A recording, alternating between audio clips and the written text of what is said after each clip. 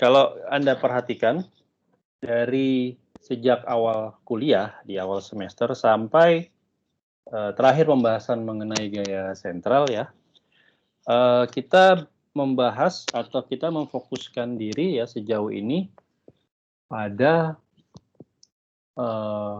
partikel atau dinamika dari partikel titik ya. Jadi satu partikel ya, dan satu partikelnya ini kita anggap ukurannya titik atau point particle ya.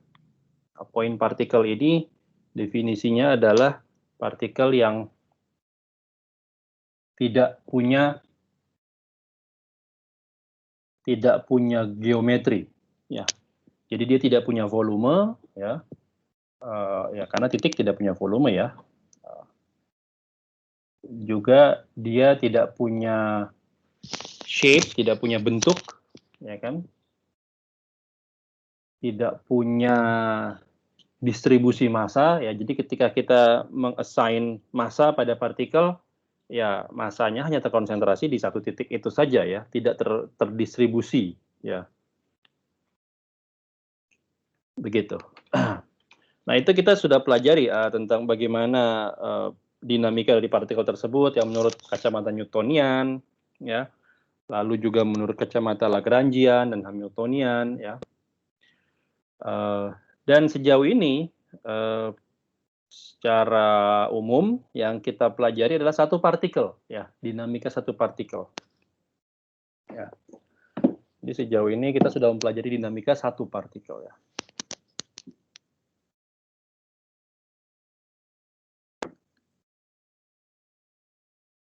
Kita mempelajari dan by partikel ya, dengan partikel yang saya maksud adalah partikel titik ya. Nah, di topik ini ya, di pembahasan ini saya akan membahas mengenai dinamika dari banyak partikel atau multi partikel. Nah, artinya lebih dari satu ya. Sistem ini kita namakan sistem, gitu ya, system of particle, system of particles. Jadi kita membahas tentang dinamika lebih dari satu partikel, minimal dua, ya. Bisa banyak, bisa lebih dari 100, bisa 1 juta dan lain sebagainya. Oke.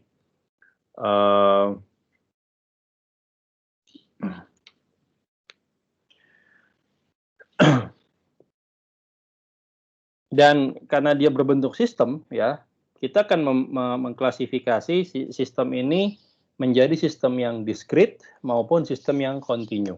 Ya. Sistem yang diskrit maupun sistem yang kontinu. Mungkin di dinamika sistem partikel ini di topik chapter ini saya akan memfokuskan hanya pada sistem yang diskrit dulu, ya. Untuk sistem yang kontinu akan kita elaborasi lebih jauh ketika kita membahas mengenai rigid body atau benda tegar, ya.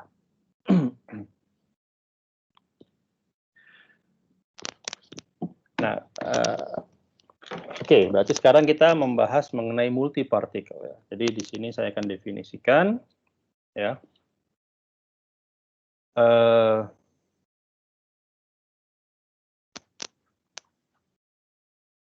Sistem gitu ya.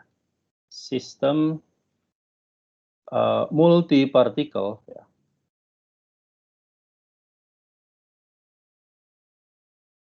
Multi particle, saya akan simbolkan sistem ini secara himpunan mungkin dengan notasi S besar ya. Ini bukan aksi ya. Agak dibedakan aja. S ini semacam himpunan saja, himpunan dari sistem partikel ya. Yang saya definisikan sebagai sistem multipartikel itu dapat dapat terdiri dari ya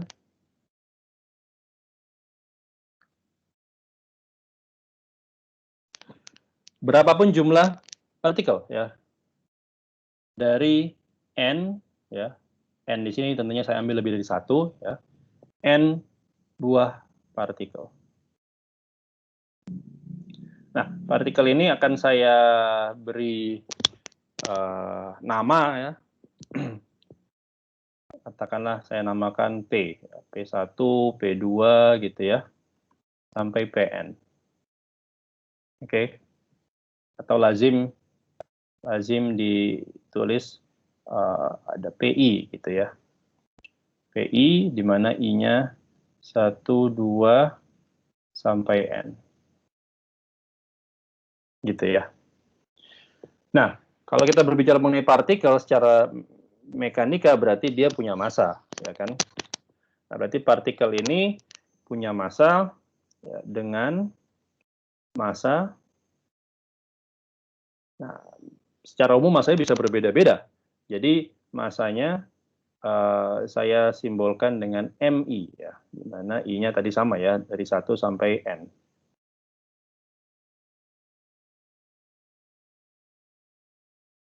Oke.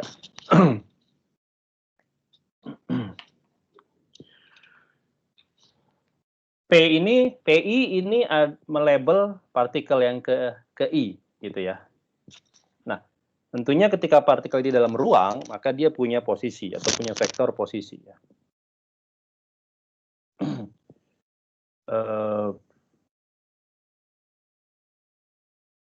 Jika PI ya bisa diparametrisasi ya, atau dapat di label ya.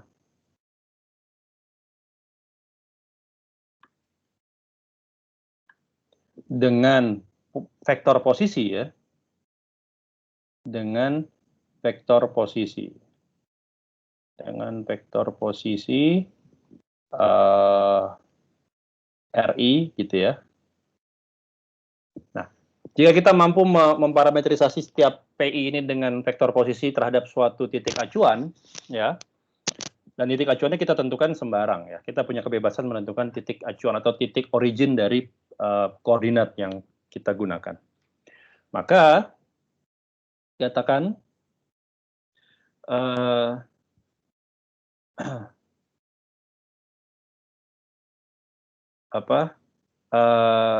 maka setiap nilai RI yang mungkin ya,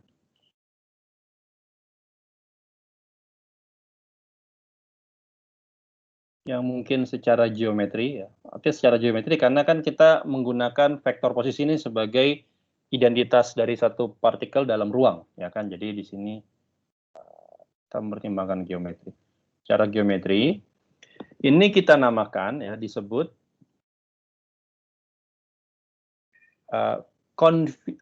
konfigurasi dari sistem ya.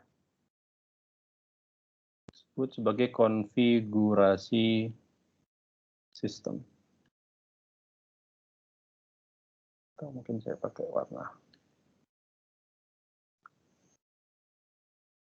Disebut konfigurasi sistem. Oke, ya ini sekedar istilah aja ya. Saya mungkin perlu memperkenalkan istilah-istilahnya ya. Nah, RI ini tentunya secara umum dia punya kebebasan. Nah, nanti ketika kita berbicara mengenai yang tadi saya katakan rigid body atau benda tegar ya, saya perlu kasih catatan di sini ya. Pada kasus benda tegar ya. Oke, sebelum saya masuk ke kasus benda tegar, mungkin saya perlu memberi ilustrasi dulu kali ya. Seperti apa sih sistem partikel ya? Sistem partikel itu artinya kita punya sistem lebih dari satu partikel ya. Punya kumpulan lebih dari satu partikel. Contohnya apa? Ya, contohnya misalnya saya punya sekumpulan gas dalam ruang, dalam chamber. Ya kan itu kan suatu partikel ya. Partikel dalam ini partikel atau molekul gas dalam ruang, ya ini membentuk sistem partikel. Ya. Dan saya bisa mendefinisikan vektor posisi dari masing-masing partikel ini ya relatif terhadap titik manapun, terhadap titik acuan dimanapun ya. Dan partikel ini mereka punya dinamika ya. Ketika mereka bergerak, Ya, mereka punya vektor posisi, mereka juga punya kecepatan ya masing-masingnya, dan mungkin juga punya percepatan. Ini contoh sistem partikel yang diskrit. Ya, ini diskrit. Diskrit kenapa? Karena meskipun kita punya banyak jumlah partikel, ada n buah partikel ya, dan n ini bisa, kalau kita berbicara mengenai molekul gas dalam ruang ya bisa jumlahnya jutaan atau miliaran molekul ya. Tapi sebanyak apapun mereka, jumlahnya tetap countable, tetap bisa dihitung. Jadi diskrit ini artinya kita bisa memilih partikel atau memilih jumlah terkecil dari sistem ini ya. Jadi ada n buah, misalnya ada 100 miliar, ya saya bisa menghitung ya. Ini 1, 2, 3, 4, 5, dan seterusnya sampai ke 100 miliar. Jadi diskrit itu seperti itu ya. Ada juga sistem partikel yang kita tidak bisa memisahkan ke bagian terkecilnya ya. Nah, ini kita namakan sebagai benda tegar atau rigid body ya. Misalnya apa? Rigid body ya banyak ya. Misalnya saya punya ya partikel dalam bentuk saya punya suatu balok atau saya punya suatu kubus yang tegar gitu ya, yang rigid ya. Saya punya balok ya yang bermassa, massa totalnya m gitu ya.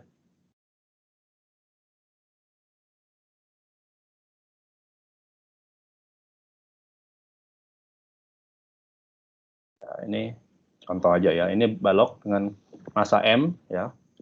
Ya balok ini dia punya bentuk geometri ya.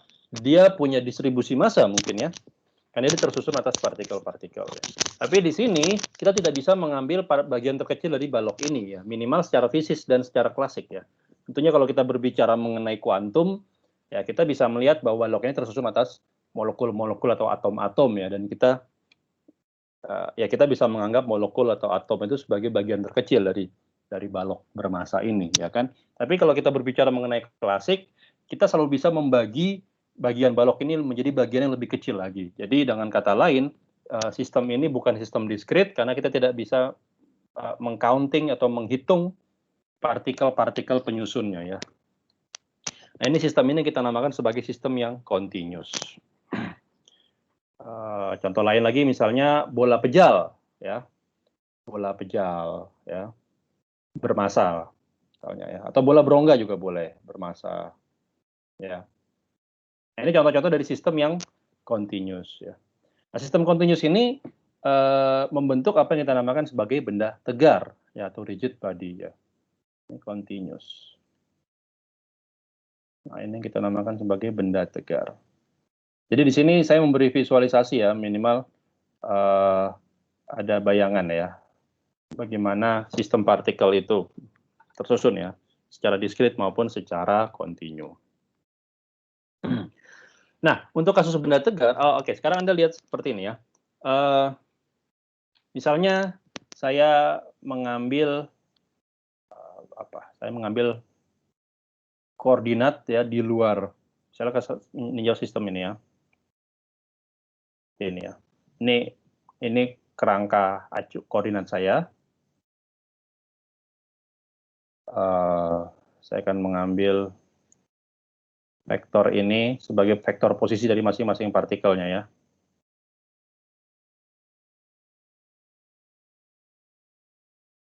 Sorry. Dan lain sebagainya ya. Jadi Anda bisa lihat bahwa ini masing-masing adalah ya ini katakanlah R1 gitu kan, ini R2, ini R3 dan seterusnya ya. Nah, pada kasus yang sistem yang non rigid body atau non benda tegar seperti ini ya, partikelnya masing-masing partikel ini bebas bergerak satu sama lain ya. Dengan kata lain, R1, R2, dan R3 dan seterusnya sampai Rn ini punya kebebasan ya. Oh ya, dan di sini saya juga perlu mendefinisikan mungkin ya nanti ada yang dinamakan vektor posisi satu partikel relatif terhadap yang lain. Ya. Jadi kalau Ri atau ya Ri ini RI ini adalah vektor posisi partikel I, ya. Partikel I terhadap titik acuan, ya, atau origin. Nah, saya juga bisa mendefinisikan satu vektor, saya namakan RIJ, ya. RIJ ini adalah vektor posisi, ya, partikel I relatif terhadap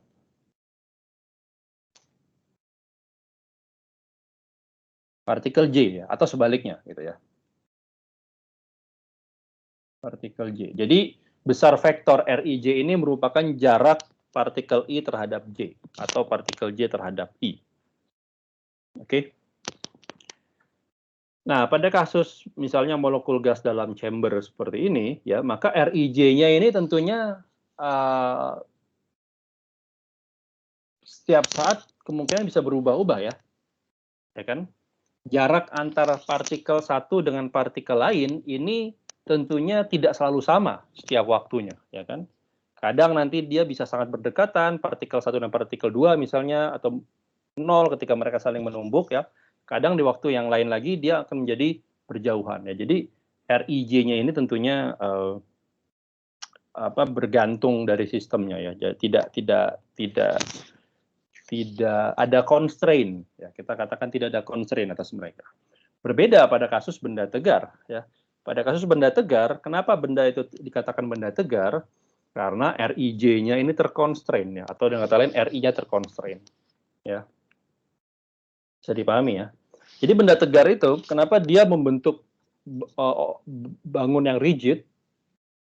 Karena kalau kita pandang secara mikroskopik, partikel-partikel penyusunnya itu punya jarak yang sama, bukan sama, jarak yang tetap, ya. Tidak berubah-ubah, ya kan? Makanya benda tegar ini bentuknya tetap, ya. Karena secara mikroskopik jarak antar partikelnya ini tetap, tidak bergerak, tidak berubah-ubah, ya. Jadi kita katakan pada kasus rigid body, pada kasus benda tegar, RI-nya ini dan juga RIJ terconstraint. Oke.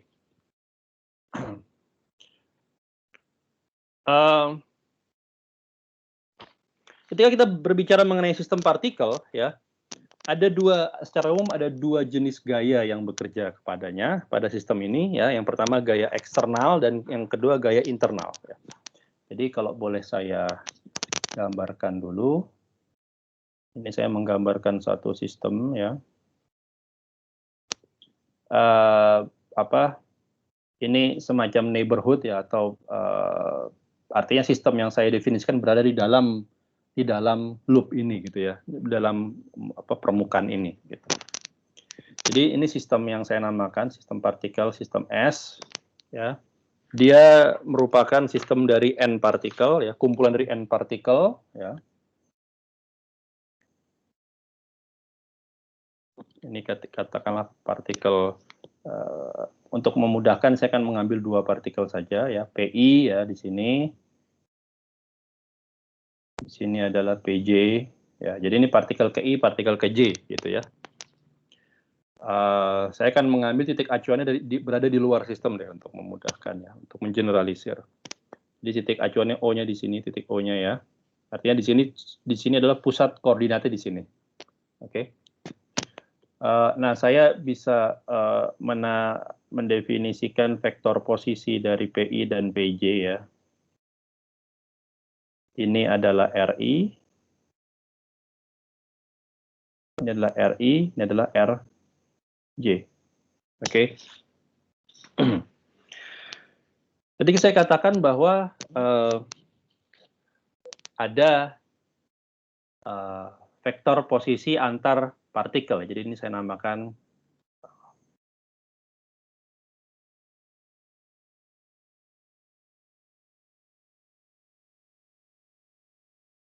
ya, dari PI ke PJ ini saya namakan RIJ, ya. RIJ, maka di sini adalah RJI, gitu ya. Sama saja, ya. Artinya RIJ ini Dan RJI ini besarnya sama karena besarnya adalah skalarnya, itu jarak ya, jaraknya kan sama kan, dari I ke J dan dari J ke I kan harusnya sama jaraknya ya. Tapi arah vektornya berlawanan ya kan, dan arah vektornya berlawanan secara oposit ya, 180 derajat ya.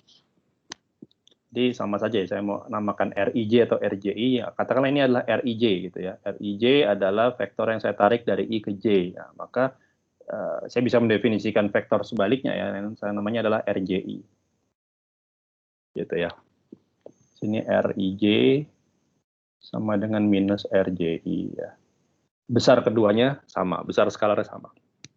Nah, tadi saya katakan bahwa secara umum ada kita bisa meninjau ketika kita berbicara mengenai dinamika dari sistem partikel ya.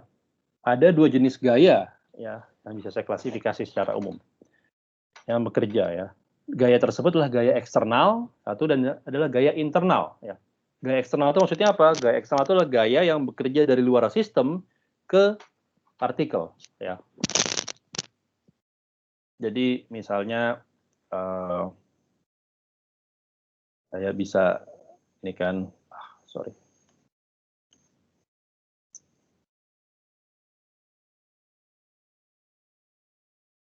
Seperti ini gitu ya.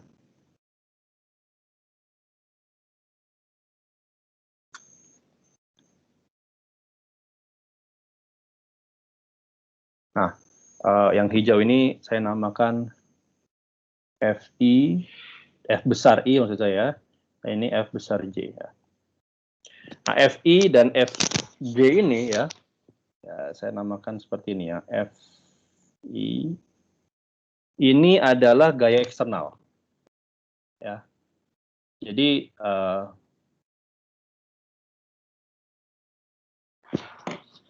misalnya partikel PI ini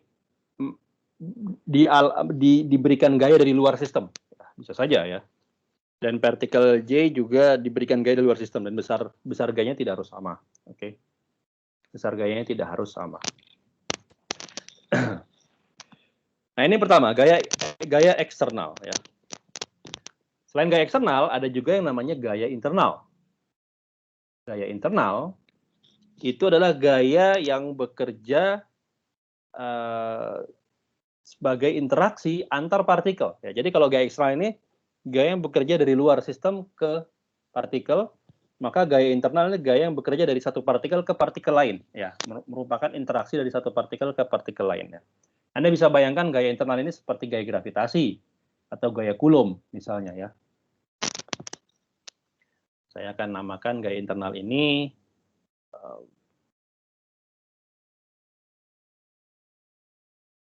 dengan warna biru lah ya. Ini saya namakan GIJ ya. Ini GJI. Nah, seperti halnya vektor posisi, maka gaya internal ini juga sifatnya mutual ya. Kalau misalnya antar partikel I dan J ini ada gaya GIJ, GIJ adalah gaya yang dialami oleh partikel I akibat partikel J ya, gitu ya. Jadi katakanlah gaya tarik, ini bisa gaya tarik, bisa gaya tolak ya. Kalau gaya tolak berarti arahnya sebaliknya. Tapi untuk for the sake of simplicity, saya akan mengambil ilustrasi gaya tarik.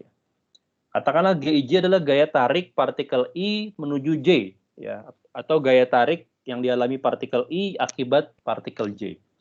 Maka GJI tentunya adalah gaya tarik yang dialami partikel J akibat partikel I, ya, dan arahnya juga berlawanan. Saya namakan ini GIJ. Ini gaya internal ya. Gaya internal antar I dan J ya. Gaya internal ini memenuhi prinsip mutualisme. GIJ sama dengan minus GJI. Oke. Baik, sampai sini ada pertanyaan?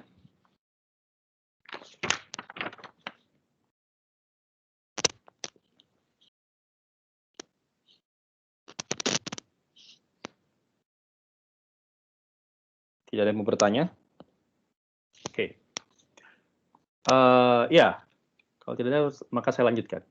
Sore ini saya hapus, saya tulis di bawah aja ya. Nah, jadi gaya internal ini, kalau Anda perhatikan, ini memenuhi hukum 3 Newton ya. Ini contoh dari hukum gaya aksi reaksi. Ya. Kenapa? Ya karena dia arahnya berlawanan, ya, dan gaya ini bekerja pada objek yang berbeda, ya kan? Syarat dari aksi reaksi kan seperti itu ya. Ada 2 syarat bahwa sepasang gaya itu dinamakan gaya aksi reaksi. Yang pertama adalah mereka sifatnya mutual, ya, artinya besarnya sama tapi arahnya berlawanan. Yang kedua, gaya aksi reaksi itu haruslah masing-masing gaya itu bekerja pada objek yang berbeda, bukan pada objek yang sama. Jadi GIJ bekerja pada partikel I, GJI bekerja pada partikel J, ya. Nah, karena ini memenuhi 2 syarat tadi, maka kita bisa klasifikasi gaya internal ini sebagai gaya aksi reaksi pada hukum yang memenuhi hukum 3 Newton, ya.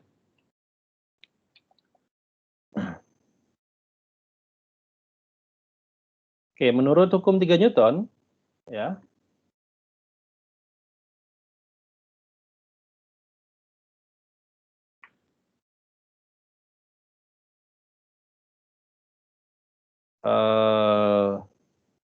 gaya internal,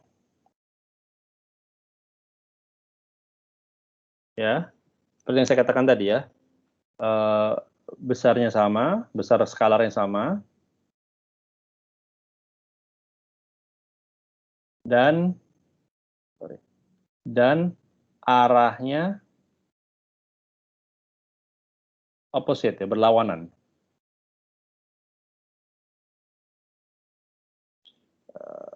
Saya bisa tulis seperti ini, GIJ sama dengan minus GJI. Oke. Statement ini ya, statement ini orang bilang ini adalah weak form of Newton's third law, atau ini hukum 3 Newton dalam bentuk yang weak, dalam bentuk yang lemah gitu ya.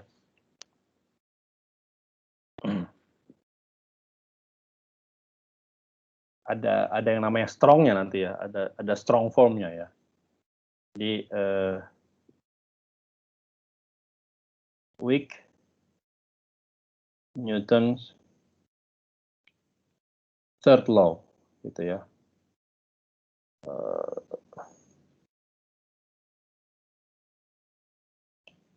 Newton's third law. Gitu. Nah, poin kedua ya. Seperti yang tadi saya katakan juga, gaya internal ini arah gayanya haruslah berimpit atau paralel ya, atau sepanjang, haruslah berada pada sepanjang vektor posisi. Ya. Arah gaya internal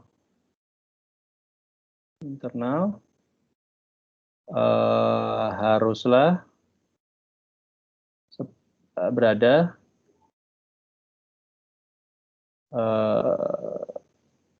paralel dengan itu, atau sepanjang, slide along gitu ya bahasa Inggris ya, sepanjang vektor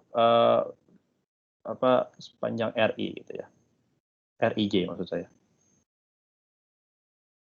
Jadi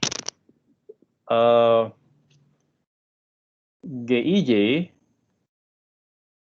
itu harus paralel dengan RIJ.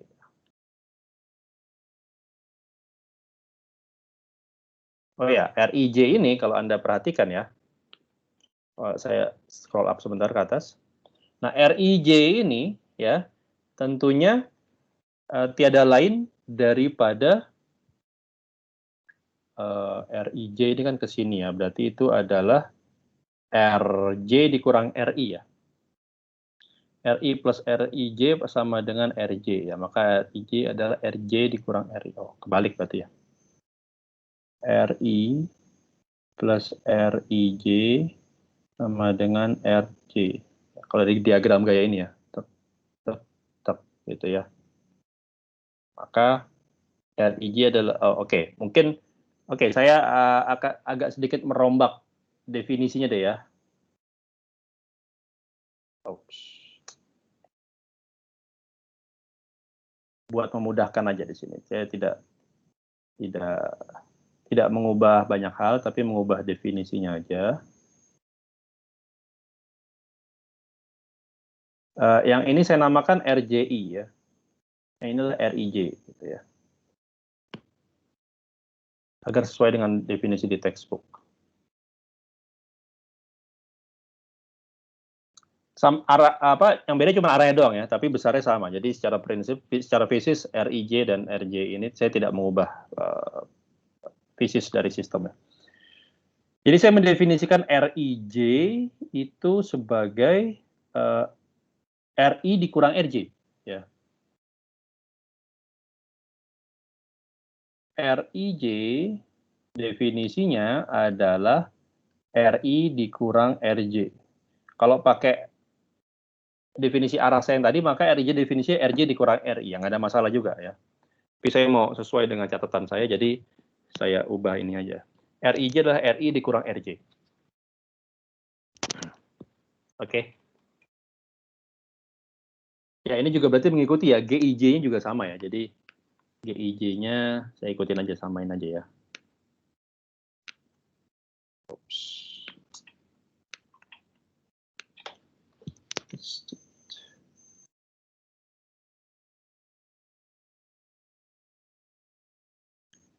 Ini GJI, berarti ini GIJ ya.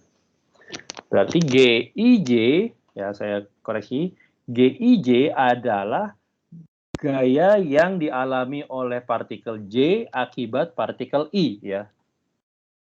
GJI adalah gaya yang dialami oleh partikel I akibat partikel J, itu aja. Oke, seperti itu ya. Nah, statement kedua ini orang namakan sebagai strong form of Newton's third law ya, atau bentuk hukum 3 Newton dalam bentuk yang kuat gitu ya.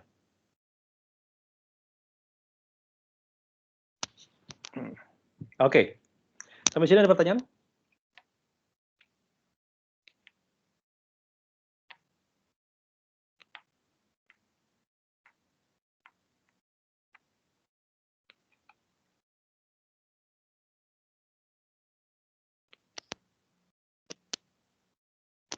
Oke. Kalau ada pertanyaan saya lanjutkan.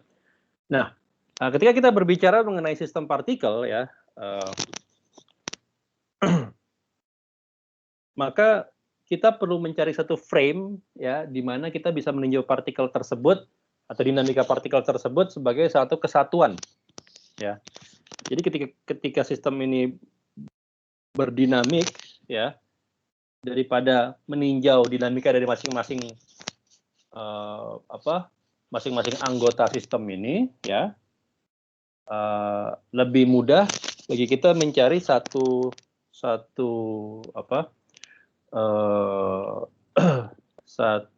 kerangka ya, atau satu titik di mana kita bisa meninjau dinamika dari titik tersebut sebagai representasi dari dinamika sistem secara keseluruhan.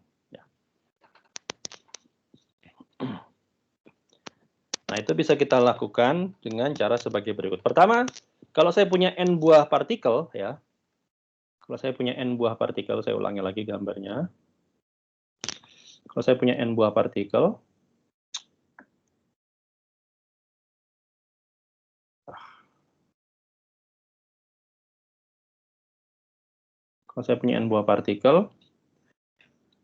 ini sistem S ya, maka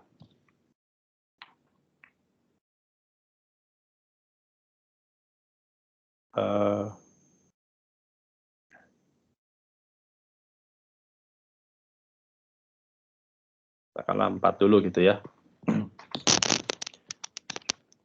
Masing-masing partikel ini punya massa ya.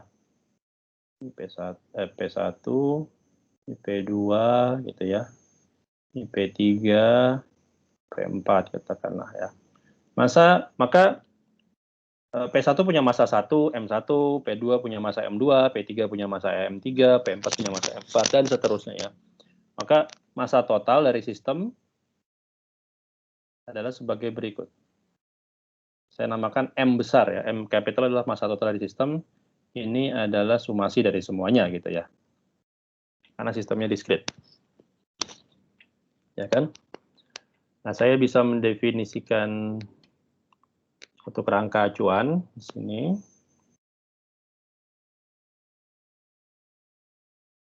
Oke.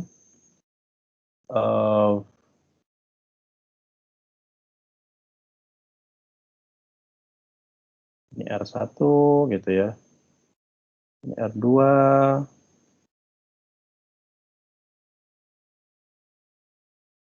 R3, 4, gitu kan, dan seterusnya ya.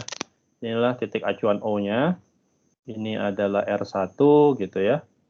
Ini R2, ini R3, gitu. Ini R4. Sama seperti yang kita lakukan pada kasus pada topik gaya sentral ya. Saya bisa mendefinisikan ya dari sistem ini satu titik yang saya namakan center of mass atau titik pusat massa. Namakan titik pusat massanya itu di sini gitu ya. Katakanlah di sini ya, secara sembarang saya taruh di sini. Ini yang saya namakan CM, center of mass. Maka CM ini punya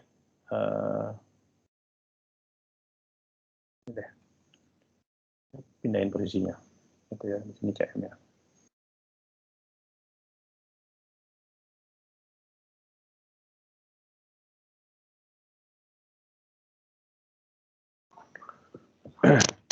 Kita bisa definisikan ya.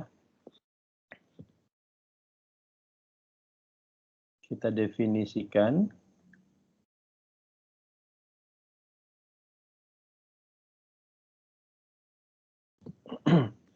titik pusat massa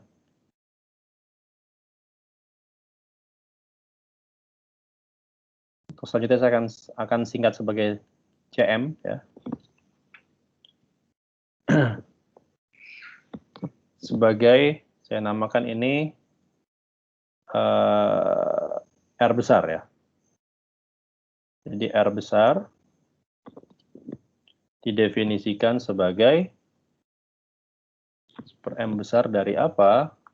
Dari sumasi MI ya, massa masing-masing partikel dikalikan dengan vektor posisinya masing-masing ya. Ini definisi dari titik pusat massa. Oke. Definisi dari titik pusat massa. Ya, ini kan sama dengan ini akan sama dengan seperti ini ya, MI sumasi dari MI-RI ya dibagi dengan sumasi dari MI. Ya.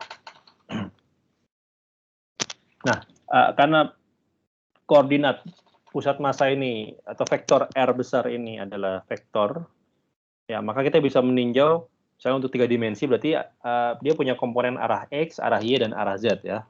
Kita bisa mencari X pusat massa, Y pusat massa, dan Z pusat massanya seperti apa, gitu kan?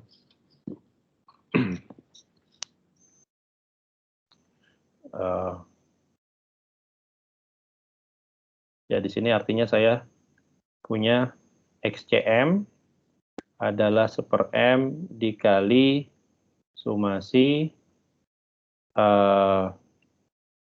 MI dikali XI gitu ya. YCM ini koordinat koordinat X-nya, ini koordinat Y-nya per M MI YI ya, dan ZCM adalah per M sumasi MI ZI. Seperti itu ya. Ini adalah koordinat dari pusat massa dari sistem. Nah, nanti ketika kita berbicara mengenai benda tegar ya, kalau benda tegar maka kita tidak lagi bisa menghitung atau mencacah partikel-partikel ini secara individu ya. Yang kita tinjau adalah satu sistem ini secara keseluruhan saja ya, satu sistem pejal ya. atau satu sistem yang rigid ya, yang tegar. Nah, pada kasus benda pejal, benda tegar ya, pada kasus benda tegar, maka kita masih bisa mencari titik pusat masanya atau bisa mencari koordinat pusat masanya ya.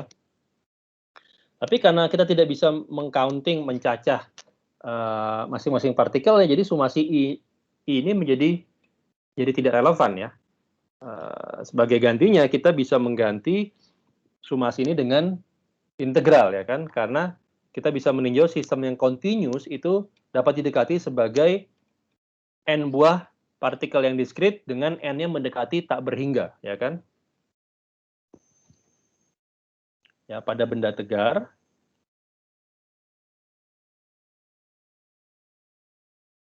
ya,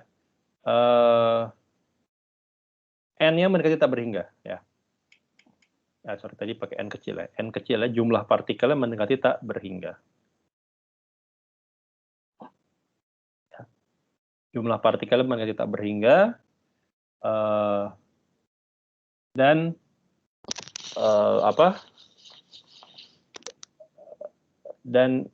m masing-masing massa dari masing-masing partikel ini mendekati 0 gitu ya.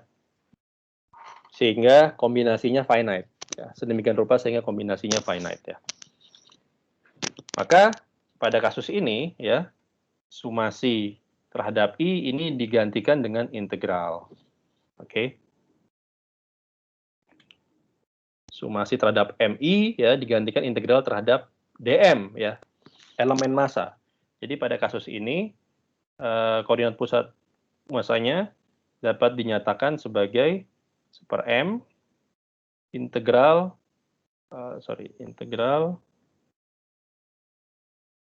R dm ya, di mana M besarnya tanpa vektor seperti itu. Di mana M besarnya didefinisikan sebagai integral dm. Ya. Inilah definisi koordinat pusat massa pada sistem yang continuous. Ada yang mau bertanya? Silahkan.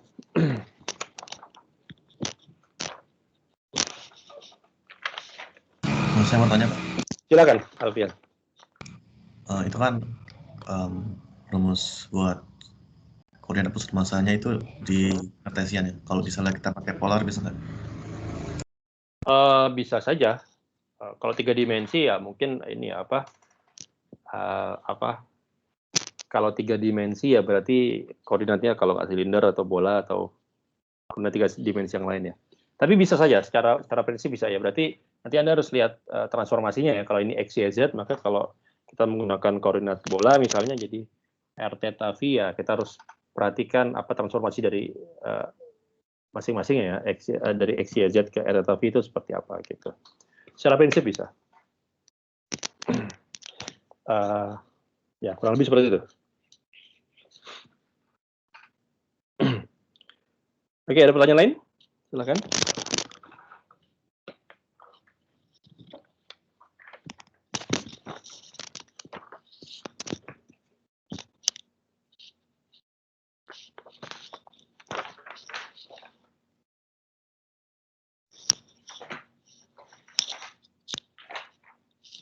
Oke, nggak ada. Baik.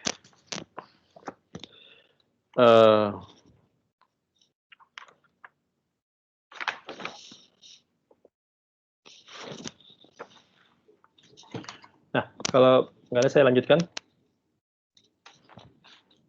Nah, sekarang kita meninjau dinamika dari sistem ya. Kalau Anda perhatikan, tadi saya mendefinisikan atau mengklasifikasikan 2 jenis gaya ya. Gaya eksternal dan gaya internal. Gaya internalnya ini belum saya spesifikasi ya, apakah dia gaya gravitasi kah, atau gaya Coulomb kah, ya, atau gaya apapun yang sifatnya internal, yang mutual antar 2 partikel atau lebih. Tapi yang pokoknya dia sifatnya adalah memenuhi dua prinsip tadi ya. Ini ya. Ini 2 prinsip. Dan kalau Anda perhatikan sebenarnya ini gaya gaya internal ini memenuhi gaya sentral ya. Ini gaya sentral yang kita bahas di semester di pembahasan lalu. Ya. Ya, berarti ya yang populer ya kalau nggak gravitasi ya Coulomb gitu. Nah, apapun itu saya asumsikan gaya internalnya ada gitu ya. Kita bisa tinjau satu persatu ya. Pertama, secara umum dari hukum 2 Newton ya. Dari hukum 2 Newton ya.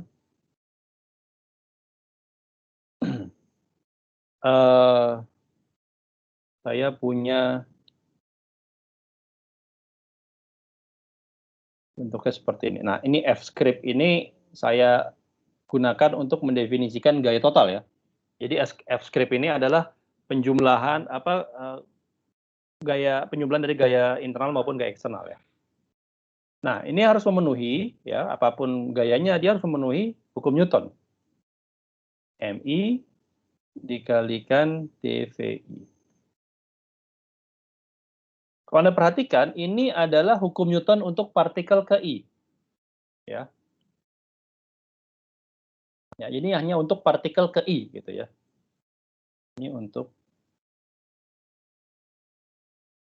partikel I. Ya kan di sini ada indeks I-nya ya.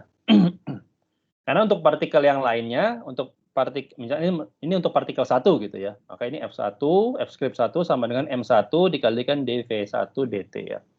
Untuk partikel 2 bisa jadi gaya totalnya beda dengan partikel 1 ya. Jadi secara umum ini bekerja untuk masing-masing partikel. Nah, di ruas kiri tadi kita sudah tulis bahwa ada gaya eksternal dan gaya internal ya. Saya bisa pecah tulisnya seperti ini, ya ini gaya eksternalnya. Nah, ini saya namakan gaya eksternal total ya. Jadi bisa saja satu partikel itu, partikel I ini mengalami gaya eksternal lebih dari satu, ya kan? Saya kumpulkan saja semuanya di dalam Fi ini ya. Jadi Fi ini adalah total gaya eksternal. Ditambah gaya internal. Nah, tapi di sini gaya internalnya harus saya berikan sumasi. Oke, IJ, gitu ya. Ini sama dengan MI dVi dt. Nah, sumasi terhadap apa? Sumasinya terhadap sebagai berikut ya. Kalau saya gambarkan lagi tadi ya. Misalnya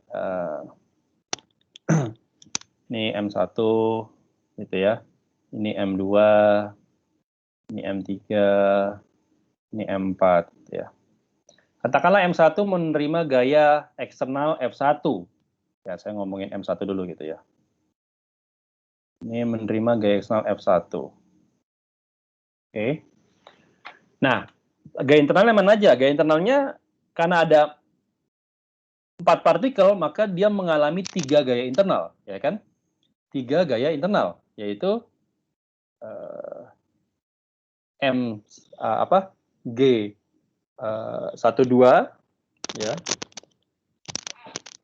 Sorry, tadi saya mengambil ininya gimana ya? Kalau dari sini ke sini namanya GJI atau ini berarti G21 gitu ya. Ini G21, ini G31, ini G41 ya. Ini adalah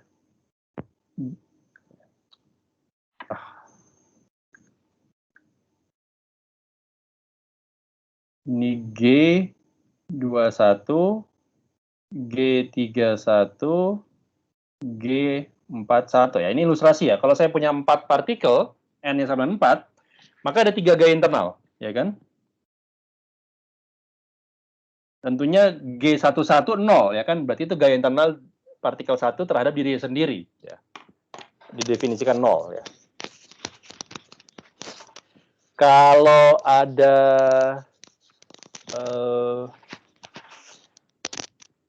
10 buah partikel, maka gaya internal yang dialami oleh partikel 1 ada 9 buah ya. G21, G31 sampai G91 ya. Dan seterusnya Anda bisa ekstrapolasi. Jadi secara umum saya bisa tulis bahwa ini sumasi terhadap J ya, karena ini persamaan untuk partikel ke I ya. Ini persamaan untuk partikel ke I, berarti sumasinya bekerja untuk J ya. Kerja untuk J. J sama dengan 1 tapi tidak sama dengan I gitu ya. Ini cara menulisnya ya. J berjalan dari 1 sampai N, tapi mengeksklud kemungkinan J sama dengan I. Ya, karena kalau J sama dengan I berarti gaya internal partikel I terhadap dirinya sendiri ya, yang kita definisikan tidak ada. VI ini apa? VI adalah kecepatan dari partikel ke I, berarti kecepatan dari partikel ke 1 misalnya ya. Sampai sini paham? Ada pertanyaan? Itu FI apa ya, Pak? FI ini gaya eksternal, total gaya eksternal yang dialami partikel ke I. Jadi misalnya M1 ini mengalami gaya eksternalnya F1 gitu. Oke. Ya, kasih. Itu yang di persamaan atasnya sama ya FI-nya. Soalnya kan itu udah Ya, ini F-script. F-script ini penjumlahan total ya. Jadi F-script ini terdiri dari gaya eksternal plus gaya internal gitu maksudnya ya. Oke, makasih Pak. Ya. Ya, sumasi ini terhadap ini ya, semua yang ini gitu ya. Ya, ini saya perlu kasih ini adalah total gaya eksternal.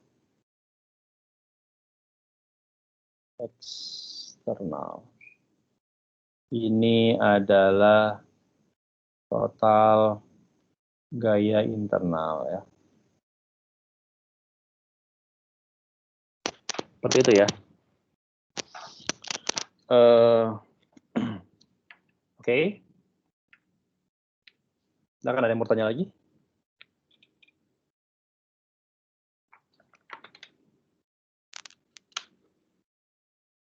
Ya. Nah, ya, Anda juga bisa melihat bahwa ini bisa ditulis dalam bentuk sebagai berikut ya. Ini bisa ditulis dalam bentuk FI plus. Nah, kalau saya tidak syaratkan exclusion terhadap I ini pada sumasi, bisa saja. Jadi saya tulisnya seperti ini.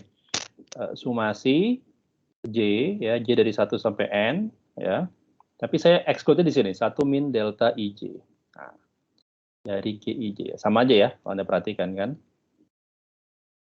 Ini cara lain menulisnya. Boleh juga. Ya. Anda lihat, ini Anda bisa bebas jalankan dari J dari 1 sampai N, tapi ketika J sama dengan I, maka faktor ini akan bernilai 0. Ya. Delta IJ adalah delta Kronecker seperti biasa yang kita kenal. Oke.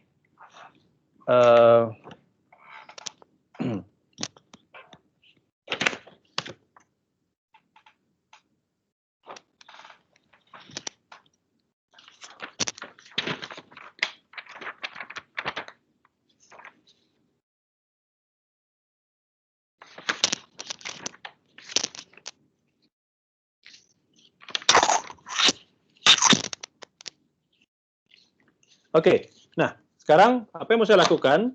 Yang mau saya lakukan adalah saya kalikan kedua ruas ini, ya salah satunya ini ataupun itu sama saja, ya. Saya dot produkkan dengan VI, ya. Saya dot produkkan dengan VI.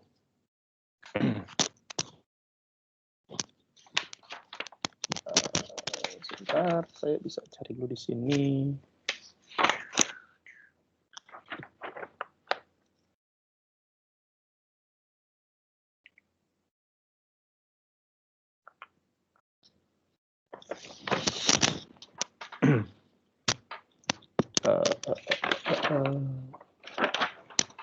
Oke, jadi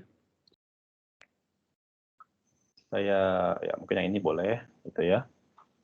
Saya dot produkkan dengan VI kedua ruasnya, ya. Lalu setelah itu saya sumasikan, atau saya dot produkkan dulu deh. Saya dot produkkan dengan VI ya. Jadi di ruas kiri, atau saya balik aja di ruas kiri saya punya ini ya. M I dikali VI dot dVI dt gitu ya. Nah, ini berarti jadi di ruas kanan ya. Di ruas kanan saya punya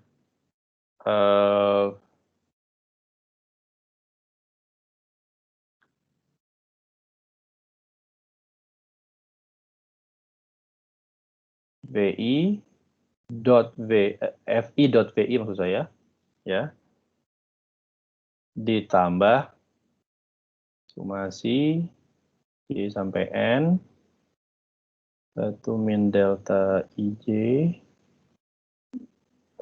G IJ dot VI gitu ya. Oke.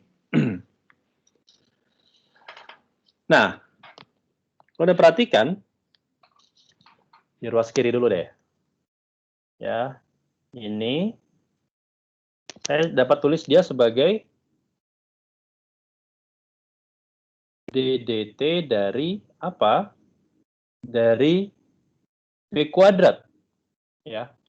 Maksudnya adalah V kuadrat itu maksudnya adalah V kuadrat I maksudnya ya. VI kuadrat maksudnya.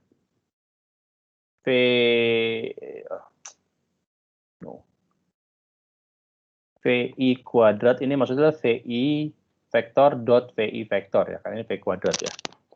Nah, kalau saya turunkan VI kuadrat, maka saya punya dVI dt dot VI plus VI dot dVI dt ya. Nah, itu kan sama kan, jadi 2 kali ya. Maka saya berikan setengah di sini. Dan kita lihat bahwa di ruas kiri ini tidak lain daripada laju laju energi kinetik ya. Secara umum saya bisa tulis seperti ini ya. Saya bisa masukkan M-nya ke dalam turunan ya, karena M-nya konstan. Makanya D per dt dari setengah MI VI kuadrat. Ya kan, ini tidak lain daripada energi kinetik dari partikel ke I ya.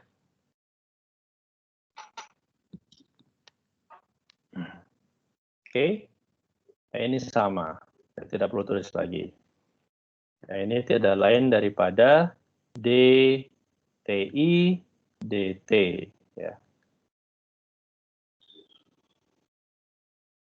TI setengah MI VI kuadrat ya adalah energi kinetik partikel I. Ya. Oke. Nah, sekarang kalau saya sumasikan untuk semua partikel, ini adalah persamaan untuk satu partikel saja ya. Jadi ini persamaan untuk partikel ke I saja. Nah, ini saya perbaiki deh, saya tulis secara umum. Ini berarti adalah FI dot VI gitu ya, plus 1 min delta IJ GIJ dot VI ya. Ini adalah persamaan untuk satu partikel. Ya. Kalau saya mau meninjau persamaan untuk semua partikel atau saya sumasikan semuanya, ya berarti saya meninjau laju perubahan energi kinetik secara total. Gitu ya. Di sini saya mendefinisikan T tanpa indeks I itu definisinya adalah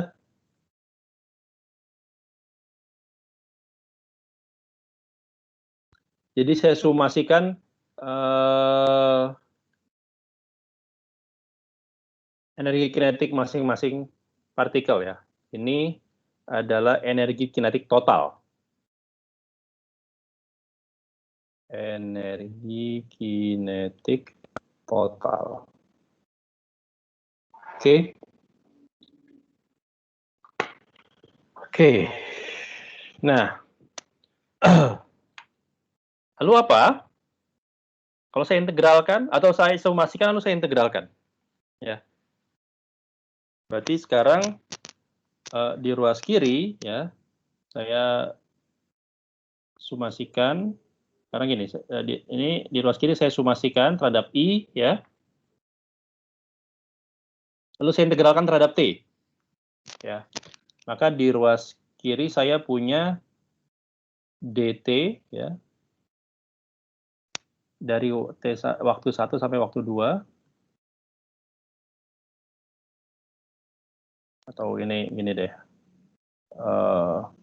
Ini integral terhadap T besar, maka ini dari T1 sampai T2, ya.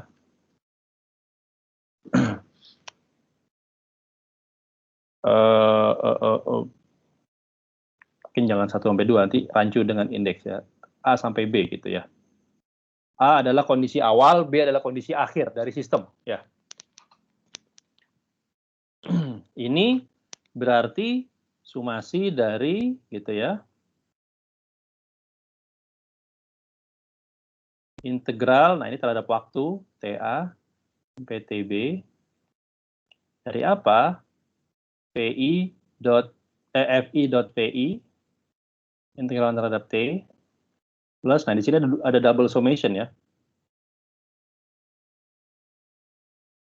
I J, ya,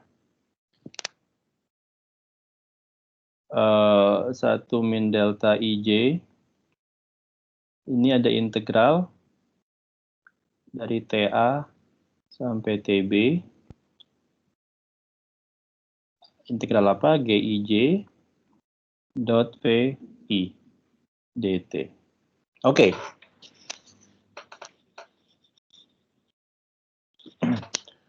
Nah, ruas kirinya ini kan tidak lain daripada TA dikurang TB gitu. TB kurang TA, sorry. TB dikurang TA, ya. Dan ini adalah selisih energi kinetik, ya.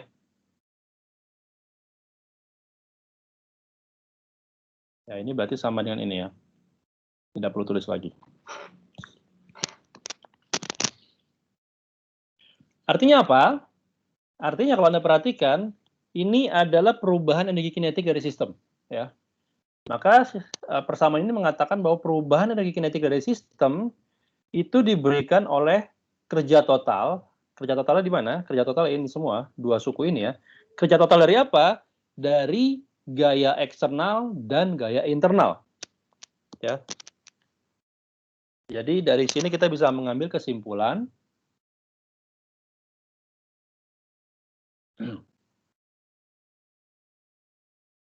perubahan energi kinetik sistem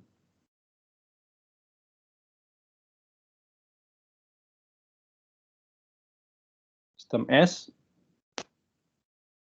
diberikan oleh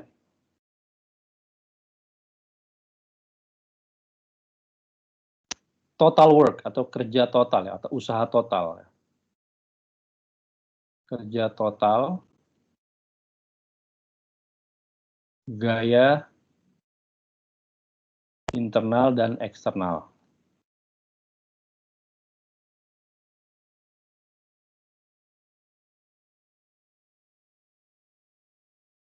Oke, ini kesimpulan yang bisa kita ambil.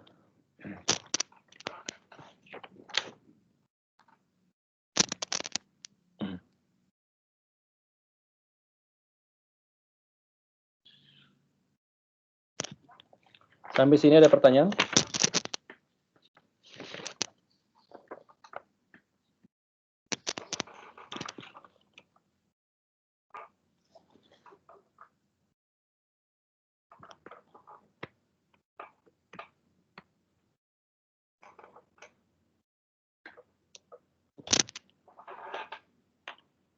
Oke.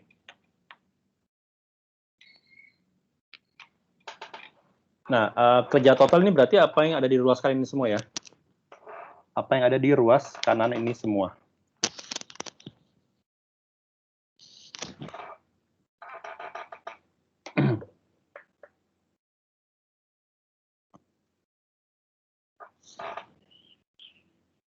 Nah, sekarang bagaimana kita menghitungnya atau menyederhanakannya, ya.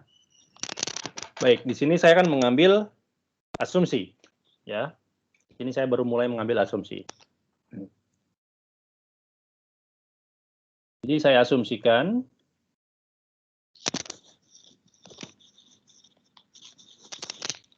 gaya eksternal ya dan gaya internalnya ini masing-masing konservatif ya. Asumsinya gaya eksternal yang ada ini konservatif.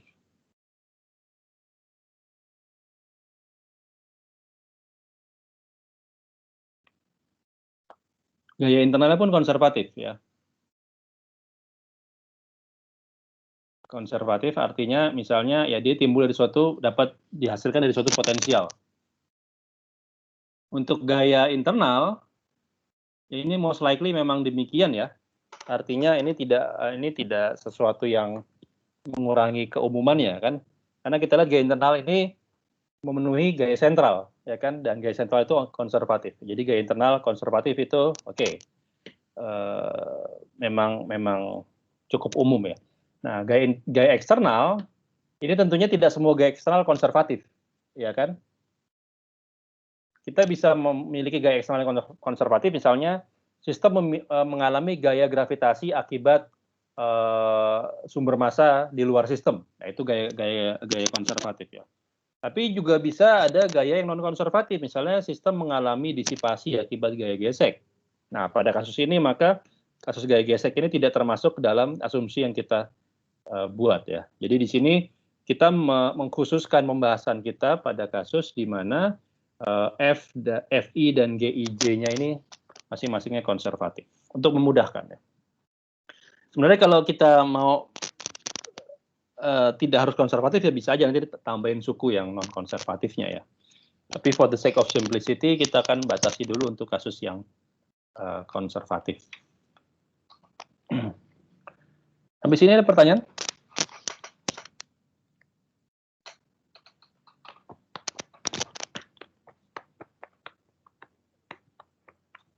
Nah, kalau misalnya memenuhi konservatif, ya, dengan asumsi ini, gitu ya, kita tinjau gaya eksternalnya dulu ya, misalnya gaya eksternal dulu ini ya.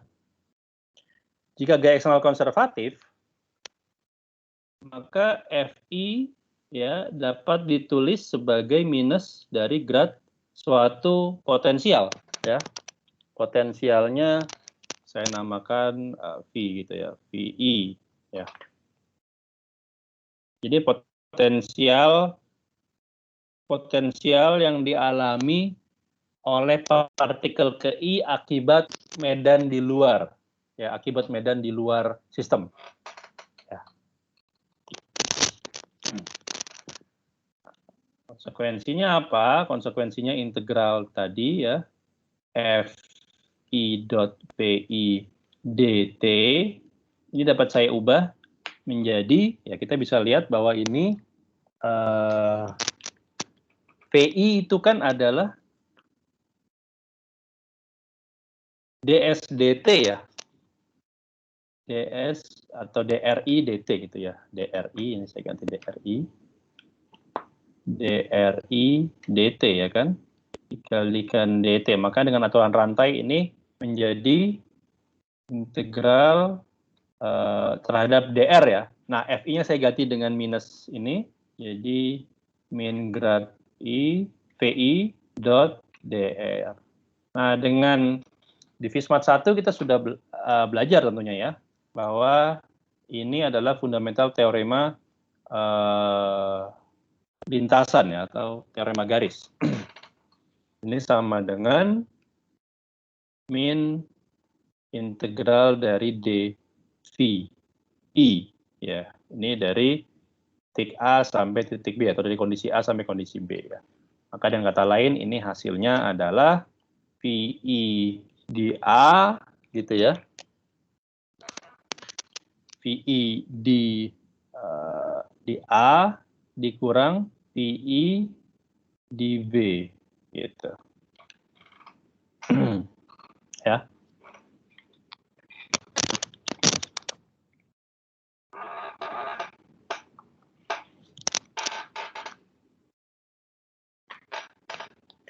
Oke, nah sekarang bagaimana dengan yang gaya internalnya? Gaya internalnya, tadi apa integralnya? GIJ, VI, DT juga sama ya.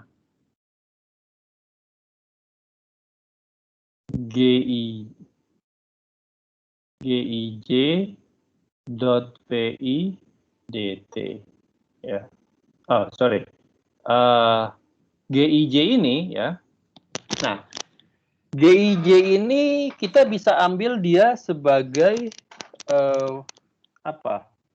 Sebagai gradien ya, minus gradien dari gitu ya, gradien dari ya suatu potensial internal ya, saya namakan aja VIJ gitu. Atau mungkin buat membedakan dengan yang eksternal saya tulis sebagai V aja, VIJ gitu ya. Ini potensial internal. Oke. VIJ sebagaimana juga V ya, sebagaimana juga dengan V ya. Jadi V di sini, VI ini fungsi posisi ya. Nah di sini juga VIJ ini juga fungsi posisi. Nah tapi karena posisi adalah posisi relatif antar dua partikel, makanya fungsi dari RIJ, ya kan? Dari RIJ.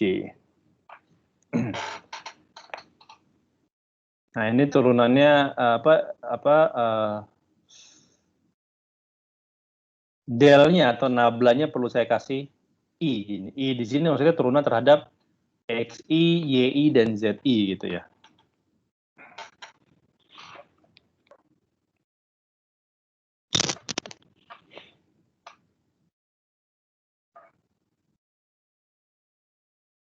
Oke. Nah, ini kembali ke sini, ini kan tiada lain daripada PIJ fungsi dari RIJ. RIJ tadi adalah apa? RI dikurang RJ, ya kan? RI dikurang RJ.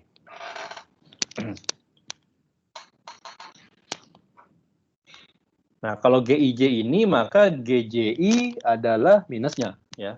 GJI, JI berarti adalah plus PIJ gitu ya. Oke. Nah, sekarang kalau kita masukkan ke dalam integral ya, maka integralnya seperti apa? Tadi kan integral dari satu sumasi sumasi nanti dulu gitu ya. Belum saya masukkan lah ya sumasinya. Jadi saya bahas integral dulu aja. Karena kan sumasi tidak bergantung dengan integralnya ya. Atau integral tidak bergantung pada sumasinya. Jadi saya membahas satu partikel aja dulu, gaya internal antar dua partikel dulu. Jadi ini langsung saya bahas integral dulu ya, GIJ dot VI dt ini sama dengan GIJ dot DRI gitu ya, kayak tadi kan.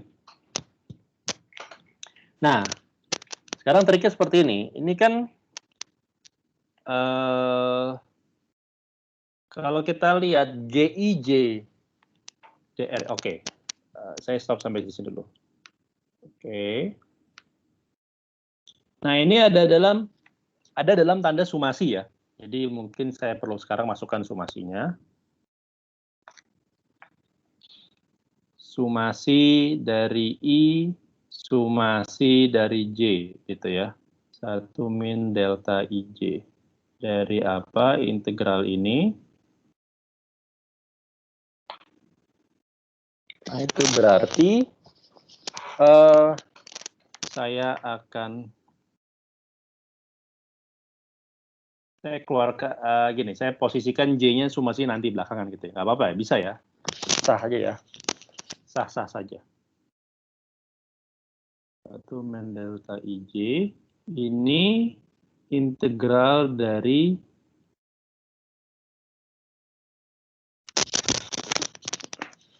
Nah, sekarang coba lihat, ini sumasi terhadap, saya tinjau sumasi terhadap I dulu gitu ya.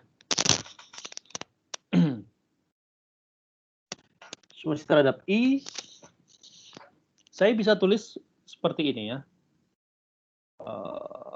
Ini bisa saya tulis karena ini I-nya tersumasi ya. Bisa saya tulis seperti setengah ya. Sumasi I ini 1 min delta IJ integral. Nah, kenapa ada setengahnya? Karena saya kan menulis ini 2. GIJ dot DRI. Mungkin saya geser sedikit, sorry. Mohon maaf. Saya tidak mengukur tempat. Ini ya. Saya tulis di sini ya. Ini tadi apa? Ada setengahnya. Sumasi I 1 min delta IJ. Dari apa? Dari integral GIJ dot DRI plus GJI dot DRJ. Ya, ini cuma mengubah labelnya aja ya. Atau sebenarnya ini juga saya masukkan. Nah, efeknya ini saya masukkan ya, efek J-nya ini ya. Jadi ini dimungkinkan karena ada sumasi terhadap I dan J. Jadi saya bisa menjadikan I dan J ini indeks dummy ya. Ya, Anda bisa kalau saya relabeling maka saya dapatkan seperti ini. Ini 2 kalinya, makanya saya kasih setengah biar sama seperti di atas ya. Ini cuma relabeling aja, ya kan? Ini relabeling, melabel ulang. Nah, sekarang kita tadi tahu bahwa GIJ sama dengan minus GJI, ya. Maka ini saya tulis di sini deh ya. Ini sama dengan setengah kali sumasi terhadap I terhadap J ya. Saya gabungkan sumasinya 1 min delta IJ. Nah, ini bisa saya tulis GIJ tapi apa? GIJ dikalikan dot didotkan dengan D. Nah, ini D apa? DRI minus DRJ, ya kan? Karena GJI sama dengan minus GIJ.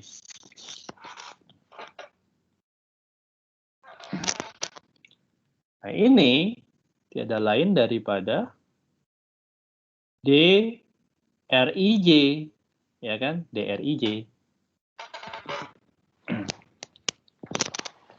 Oke.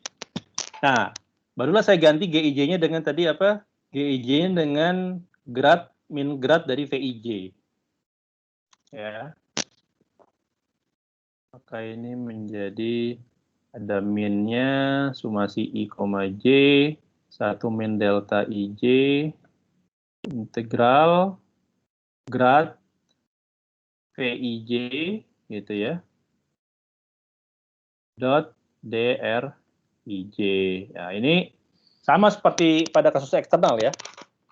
Dapat saya tulis sebagai VIJ saja, ya kan? Nah, ini hasilnya langsung saya tulis di sini. Ini adalah ada setengah, ya. Ada sumasi 1 min delta IJ. Nah, ini hanyalah VIJ A dikurang VIJ B gitu ya. Ada I-nya, sorry.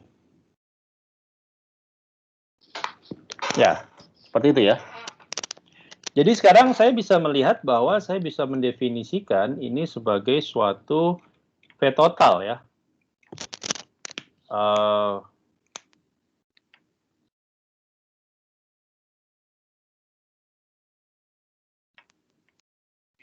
Jadi saya bisa definisikan, sorry saya mungkin kelewatan 2 menit ya, 4 menit sekarang. Mungkin saya minta waktu 2 menit lagi. Karena tadi saya terlambat masuknya. Definisikan V total, ya, V total ini sebagai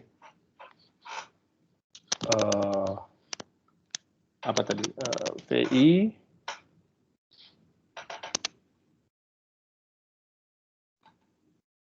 VI gitu ya, plus setengah summasi I, J, 1 min delta IJ dari VIJ. Ya. Ini V total. Ya. Maka kita bisa lihat bahwa persamaan tadi tertuliskan TB dikurang TA itu sama dengan V total A dikurang V total B. Ya kan? Dengan kata lain, saya punya TA plus V total A sama dengan TB plus V total B. Apa yang dimaksud dari hasil ini? Hasil ini menyatakan bahwa ketika gaya eksternal dan internal yang bekerja pada suatu sistem itu konservatif, maka kekalahan energi dari sistem itu terpenuhi, atau dengan kata lain, energi sistem kekal. Ya. Jadi kesimpulannya adalah,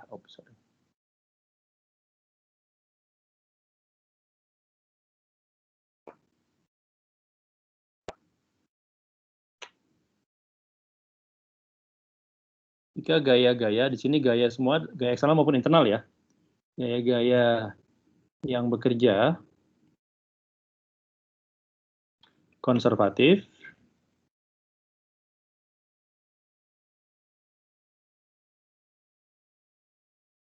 energi total sistem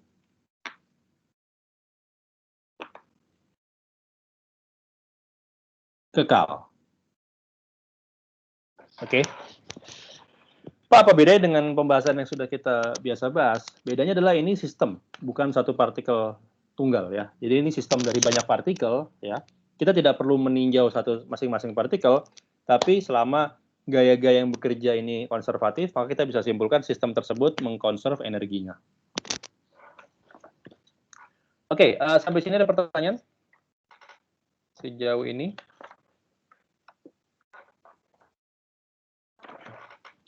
Sini saya baru menurunkan kekalahan energi ya, saya belum menurunkan yang lain. Nanti ada kekalahan momentum dan kekalahan momentum angular juga. Kita bisa tunjukkan bahwa sistem memiliki kekekalan momentum linear dan kekekalan momentum angular. Oke, saya rasa saya kehabisan waktu. Ada pertanyaan? Kalau tidak ada pertanyaan, maka saya akhiri di sini ya. Saya stop recordingnya.